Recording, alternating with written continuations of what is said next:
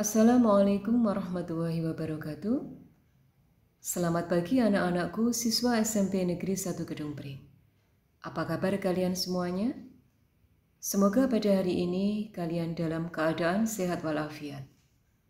Anak-anak, bertemu lagi dengan saya, Ibu Sunistiawati, pada materi pembelajaran Bahasa Indonesia. Kali ini, kita akan belajar tentang teks persuasi.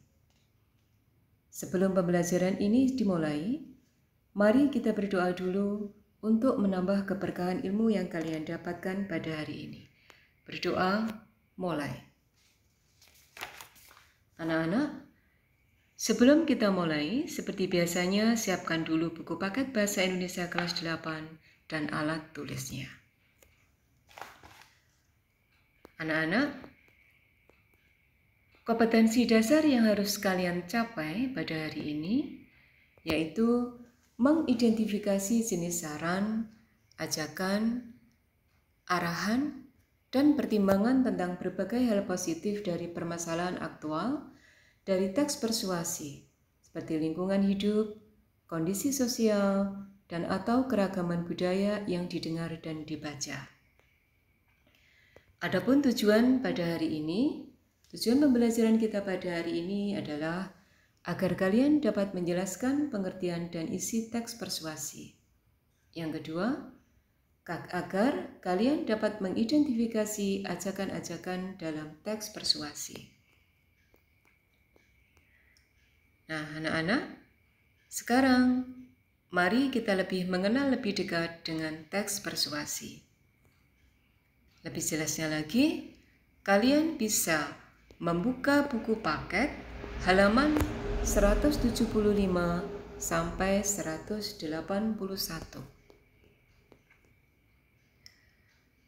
Anak-anak, pada materi kita kali ini nanti akan saya terangkan tentang bagaimana pengertian teks persuasi, apa isi teks persuasi, dan ciri dari teks persuasi.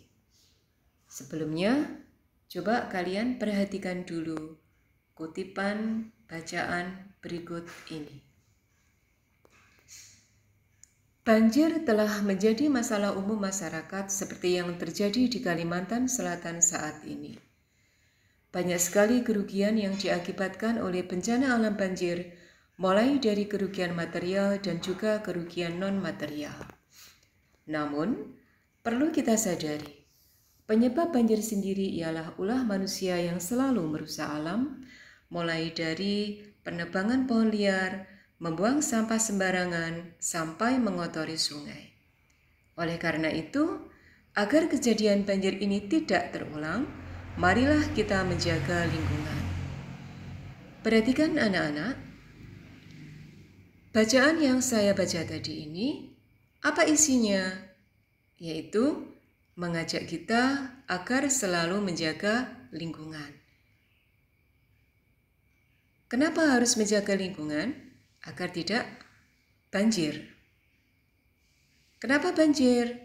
Karena di sini banyak sekali ulah manusia mulai dari penebangan pohon liar, membuang sampah sembarangan, sampai dengan mengotori sungai. Nah, dari sini perhatikan kata marilah kita menjaga lingkungan. Ini kan mengajak, ada kata marilah berarti mengajak. Lah mengajak ini masuk dalam persuasi. Lanjut. Kemudian sebenarnya apa sih teks persuasi itu? Nah, di sini perhatikan gambar berikut ini. Teks persuasi itu adalah teks yang bersifat membujuk secara halus agar orang lain merasa yakin dengan kita. Kemudian yang kedua, teks yang bersifat ajakan atau larangan. Yang bersifat ajakan itu biasanya dimulai dengan kata ayo, marilah. Kemudian yang larangan biasanya dengan kata jangan, stop. Kemudian yang ketiga yaitu teks yang berisi saran kepada orang lain. Berarti ini menyarankan, misalnya dengan kata hendaknya, sebaiknya. Tuh.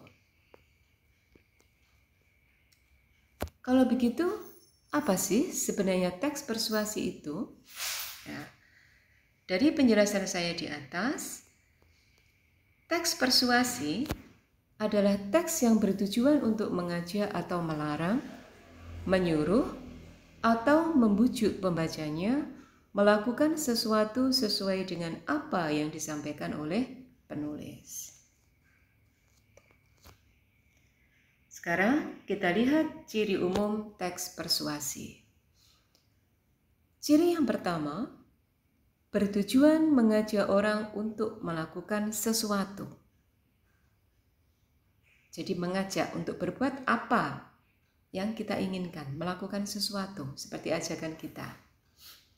Yang kedua, memiliki data berupa fakta, contoh, dan bukti yang digunakan untuk memperkuat alasan yang disampaikan penulis berkaitan dengan tujuannya.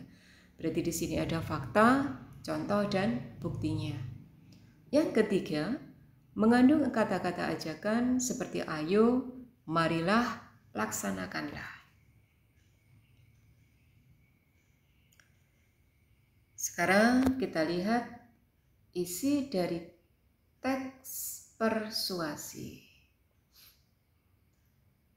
Dalam teks persuasi ini itu ada 3. Yang pertama ada, sebentar di sini kita lihat dulu sebentar ya. Isi teks persuasi itu ada fakta, ada argumentasi, dan ada ajakan. Jadi ketiga-tiganya ini harus ada di dalam teks persuasi. Fakta, argumentasi, ajakan. Apa sih sebenarnya fakta? Fakta itu berarti hal-hal atau peristiwa yang benar-benar terjadi. Seperti ini contohnya. Banjir telah menjadi masalah umum masyarakat seperti yang terjadi di Kalimantan Selatan saat ini. Banyak sekali kerugian yang diakibatkan oleh bencana alam banjir, mulai dari kerugian material dan juga kerugian non-material. Ini pada paragraf 1 berupa fakta. Kemudian, bagaimana dengan argumentasi? Argumentasi ini biasanya berupa pendapat yang untuk mendukung fakta. Perhatikan paragraf kedua. Paragraf kedua, namun perlu kita sadari penyebab banjir sendiri ialah ulah manusia yang selalu merusak alam. Mulai dari penebangan pohon liar, membuang sampah sembarangan, sampai mengotori sungai. Ini merupakan contoh dari argumentasi. Bagaimana dengan yang ajakan? Ajakan ini pada paragraf ketiga. Oleh karena itu, agar kejadian banjir ini tidak terulang lagi, mari kita menjaga lingkungan. Perhatikan di sini yang di blok merah ada kata mari. Maka ini berupa ajakan. Tadi yang berupa ajakan ada kata mari, ayo, laksanakan. Tuh. Yang berupa larangan, stop, jangan. Itu berarti berupa ajakan. Oke anak-anak. Itu tadi materi tentang teks persuasi. Pengertian teks persuasi, ciri-cirinya, dan isi teks persuasi. Saya berharap kalian paham dengan apa yang saya jelaskan pada kali ini. Kalau misalnya ada yang kurang jelas, silakan kalian bisa japri ke saya. Baiklah anak-anak, ini ada tugas untuk kalian. Seperti biasanya, tugas ini harus kalian kerjakan. Tetapi ada perbedaannya. Biasanya tugas ini kalian kerjakan di lembar kertas, kemudian dikumpulkan pada saat tatap muka. Tetapi pada kali ini, tugas ini tugas ini kalian kerjakan saat ini juga. Kemudian kamu tulis di dalam buku, kamu tulis di buku, beri nama, kelas, nomor absen, foto, difoto, kemudian kirim ke WA saya secara pribadi.